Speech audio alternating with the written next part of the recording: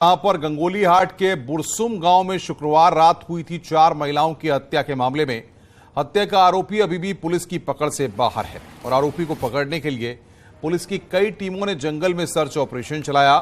हत्या के 3 दिन बाद भी अब तक संतोष नहीं पकड़ा जा सका है।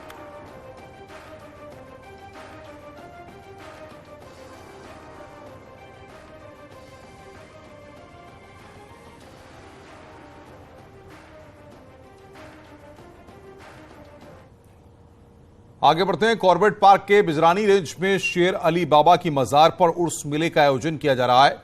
24 से 27 मई के बीच लगने वाले इस उर्स मेले के लिए बाकायदा लोगों से चंदा भी लिया जा रहा है। बता दें कि जहां उर्स मेला आयोजित किया जा रहा है वो एरिया कॉर्बेट पार्क के प्रतिबंधित इलाके में है और यहीं पर शेर अली बाबा की मजार बनी हुई है, जहां पर सैकड़ों लोग जुटेंगे। वहीं पार्क प्रशासन मजार को तोड़ने की हिम्मत नहीं जुटा पा रहा।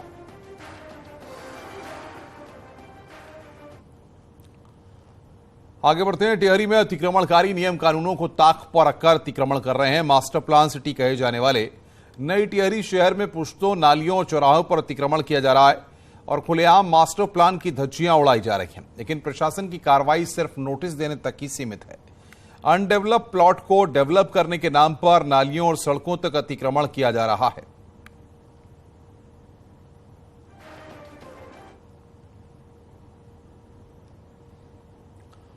उत्तरकाशी धरासू रेंज के मणिगांव में गुलदार की दहशत जारी है। वहीं डीएफओ ने गांव का जायजा लिया और गुलदार को पकड़ने के लिए वन विभाग की टीम को जरूरी दिशा निर्देश दिए हैं। आपको बता दें कि शनिवार को गुलदार ने खेत में काम करने गई एक महिला को अपना निवाला बना लिया था। वहीं गुलदार को पकड़ने के लिए 3 टीमें तैनात की गई हैं। एक टीम मौके पर रहेगी, दूसरी गांव में और तीसरी टीम सड़क में लगातार गश्त करेगी। वहीं गुलदार को पकड़ने के लिए पिंजरा भी लगाया गया है।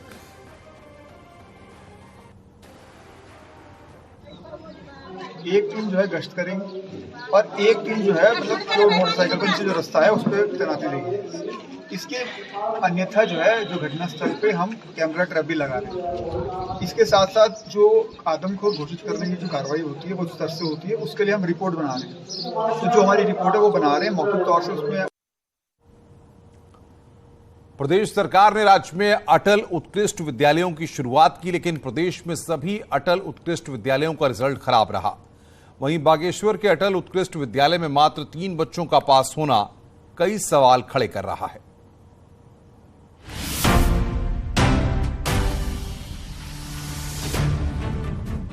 प्रदेश में सीबीएसई पैटर्न के जिन अटल उत्कृष्ट विद्यालयों से क्वालिटी एजुकेशन की उम्मीद जगी थी, वो सीबीएसई के पहले ही बोर्ड रिजल्ट में धुंधली हो गई। हालात ये है कि 10वीं में इन स्कूलों का रिजल्ट 60.49% और 12वीं में महज 51.49% रहा। हमारे स्कूल में टीचरों की कमी है, इस वजह से हमारे पिछला बैच था उनका रिजल्ट काफ़ी खराब हुआ है। तो हमें भी डर है कि आगे को हमारा भी ऐसे ही हो सकता है हमारे साथ। 8, 9 और 10 में अध्यापक नहीं है। इंटरमीडिएट में कोई भी अध्यापक हमारे पास नहीं है, मात्र एक हिंदी टीचर, वो भी गेस्ट टीचर। तो कहाँ से बच्चे पास हो पाएंगे? पूरे राज्य में 186 अटल उत्कृष्ट विद्यालयों में सीबीएसई पैटर्न से एग्जाम हुआ, जिनका रिजल्ट काफी खराब रहा। दरअसल हिंदी मीडियम से उड़ान भरकर इंग्लिश मीडियम में पहुंचे स्टूडेंट्स कुछ समझ ही नहीं पा रहे हैं। उसके बाद टीचर्स की कमी से भी पढ़ाई बाधित हो रही है। पहले हमारा स्कूल हिंदी मीडियम था, अब तुरंत इंग्लिश मीडियम कर दिया है। और मैंने अपने सीनियर का रिजल्ट देखा और मुझे बहुत घबराहट हो रही है कि हमारा रिजल्ट भी ऐसे ही आएगा। और हमारे स्कूल में इंग्लिश के टीचर भी पूरा नहीं है और स्टाफ भी पूरा नहीं है। अटल उत्कृष्ट विद्यालयों का परीक्षा परिणाम बताता है कि विद्यालयी शिक्षा व्यवस्था में सही प्रबंधन की कमी है। ऐसे में इन स्कूलों पर और ध्यान देने की जरूरत है। न्यूज़ 18 के लिए बागेश्वर से सुष्मिता थापा की रिपोर्ट। उत्तराखंड गठन के बाद अल्मोड़ा में 244 सरकारी स्कूल बंद हो गए हैं और 372 स्कूल बंद होने के कगार पर हैं। अब शिक्षा को लेकर लाखों दावों के बावजूद यह हकीकत हैरान करने वाली है, जिसके बाद विपक्ष अब हमलावर है।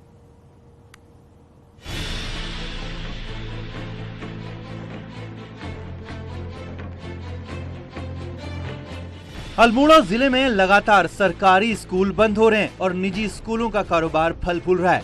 हालत यह है कि राज्य बनने के बाद 244 स्कूल बंद हो चुके हैं और बच्चों की संख्या कम होने के कारण 372 अन्य स्कूल बंदी की तलवार लटक रही है। अब शिक्षा विभाग अभियान चलाकर स्कूलों को बंद होने से बचाने की बात कह रहा है। हाँ, अभी तक हमारे पास संख्या है उसके अनुसार 1997 से लेकर अब तक जो विद्यालय पूर्व में खुले हुए थे और फिर से खुले हुए थे, उनमें से 244 विद्यालय बंद हो चुके हैं। बंद इस सेंस में कि उनमें छात्र संख्या 0 है और कुछ विद्यालय बंद कर दिए गए हैं। सरकारी स्कूल तो तेजी से बंद हो रहे हैं, लेकिन उतनी ही तेजी से निजी स्कूलों की संख्या बढ़ रही है और विपक्षी कांग्रेस इसके लिए बीजेपी सरकार की नीतियों को जिम्मेदार ठहरा रही है। आज जब से प्रदेश में भारतीय जनता पार्टी की सरकार बैठी है, उन्होंने स्कूलों को खोलने की बजाय, वहां पर संसाधन उपलब्ध कराने की बजाय आज स्कूल बंद हो रहे हैं। ये बड़ा दुर्भाग्य का विषय है।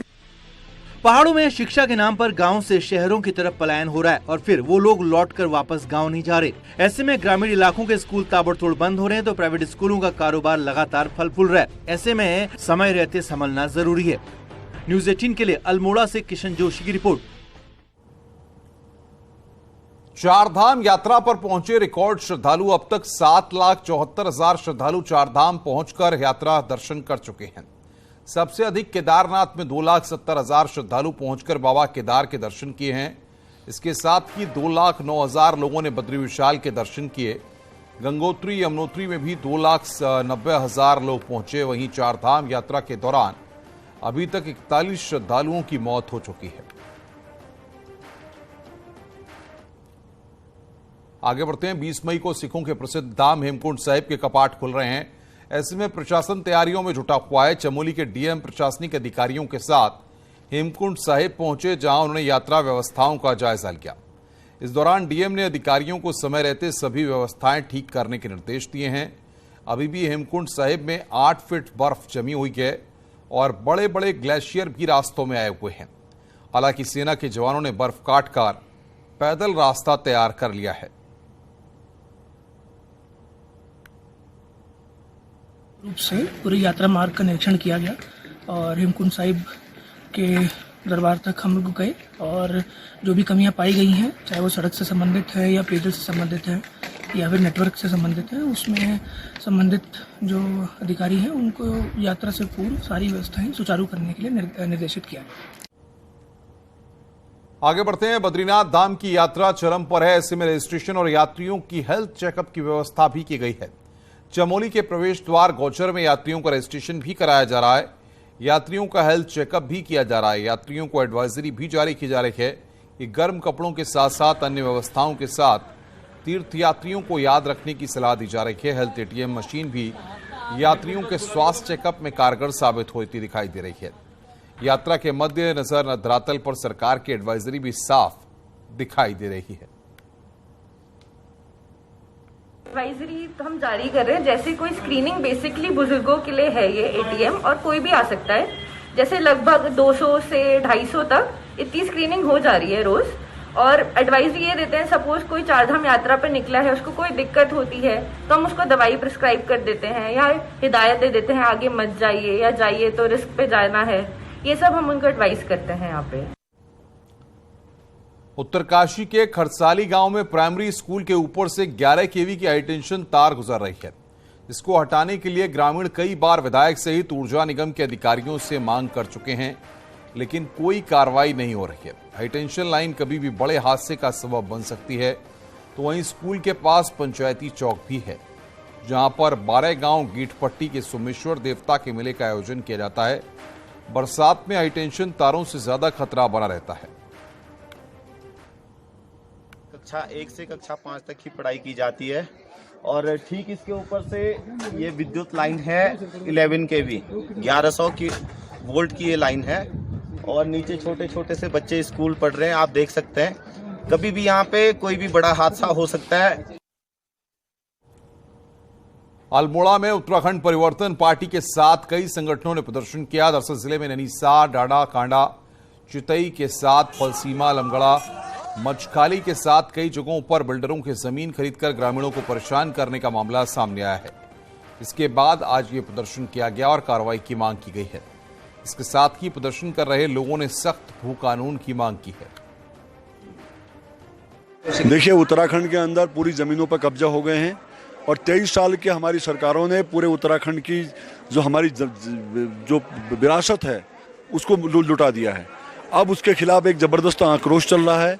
जुलूस भूमाफिया के खिलाफ निकाल रहे हैं ताकि यहाँ पे कोई भी भूमाफिया ना आए, और हम चाहते हैं कि ये जैसे हिमाचल में भू कानून है, यहाँ पर भी एक भू कानून होना चाहिए जिससे हम अपने उत्तराखंड की धरती को बचा सकते हैं। उत्तराखंड हाईकोर्ट में नेशनल लोक अदालत लगाई गई। सुलह समझौते के आधार पर 138 मामलों का निस्तारण किया गया। जस्टिस आलोक वर्मा और जस्टिस राकेश थपलियाल की अध्यक्षता में हाईकोर्ट में लोक अदालत लगी। लोक अदालत में जमीन, परिवार, दुकान, मकानों के झगड़े सुलझाए गए। कोर्ट का भी समय बचता है, लिटिगेंट का भी टाइम बचता है, उसको अर्ली डिस्पोजल मिलता है, एक्सपीडिशन डिस्पोजल होता है कि नहीं है? Otherwise it will take time. नगर निगम देहरादून ने 20 लाख रुपए के चालान गीला कूड़ा और सूखा कूड़ा अलग न करने पर लगाया है। दरअसल नगर निगम की योजना है कि सभी गीला कूड़ा और सूखा कूड़ा अलग करेंगे और ऐसा नहीं करने पर 9 सोसाइटी और 116 व्यापारिक प्रतिष्ठान को 20 लाख रुपए के नोटिस भेजे गए हैं।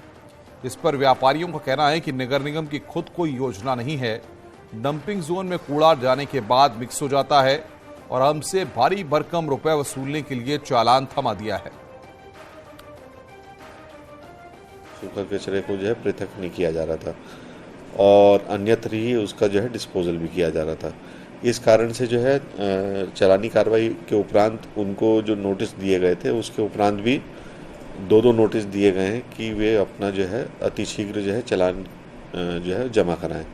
ये है कि अगर आप देखो, कोई अगर कूड़ा उठाने वाला आता है तो वो एक ही उसमें कट्टे में इकट्ठे करके ले जा रहा है, वो चाहे घरों से है चाहे दुकानों से। और उसके बाद जो है ये दुकानदारों केवल उगाई के रूप में, कि ताकि दुकानदारों से उगाया जाए और उनसे जो है वसूला जाए। पहाड़ की आबोहवा, लोक संस्कृति और कल्चर पर्यटकों को लुभाता रहा है। यहाँ के जनजीवन को जानने के लिए भी कई लोग विदेशों से भी यहाँ आते हैं। लिहाजा नैनीताल में दीवारों को सजाने का काम किया जा रहा है।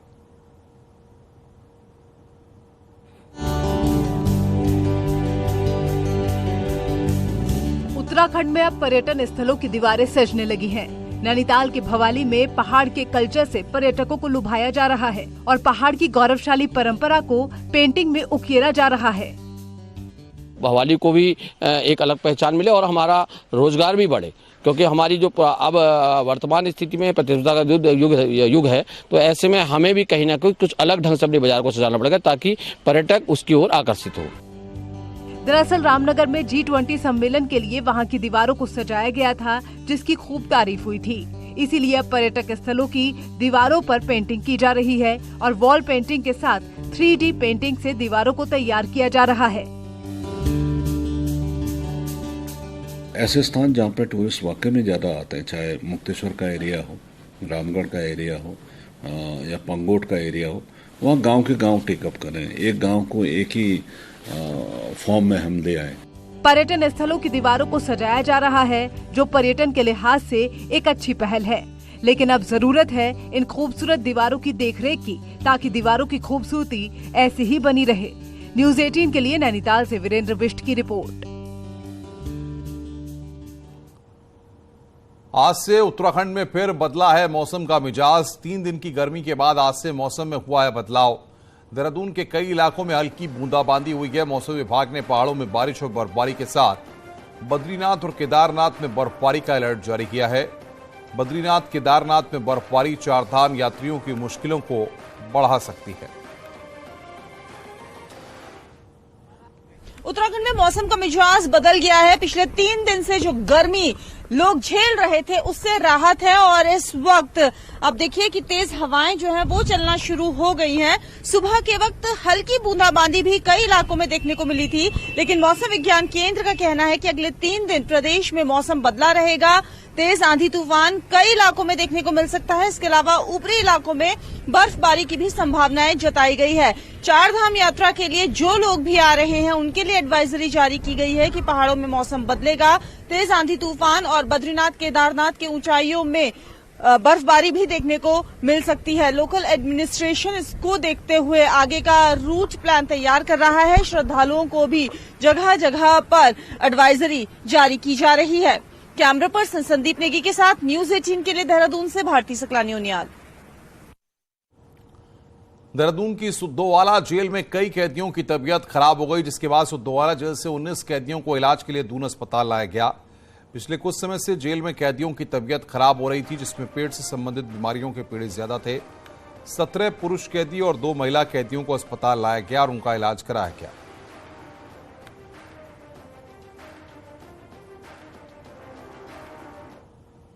देश भर में आज मदर्स डे मनाया जा रहा है। कई जगह मां के प्यार और समर्पण को लेकर कार्यक्रम हो रहे हैं। वहीं देहरादून की कुछ महिलाओं ने मदर्स डे को महिलाओं के लिए नहीं बल्कि अनाथ बच्चों के लिए बीच मनाया। जहां अनाथालय में जाकर एक निजी संस्था की महिलाओं द्वारा मां को समर्पित गीत गाए गए और बच्चों को फूड आइटम दिए गए। इस दौरान बच्चे भी मां की आंचल की छांव महसूस करते नजर आए। मां को लेकर यहां कविताओं का कंपटीशन भी किया गया।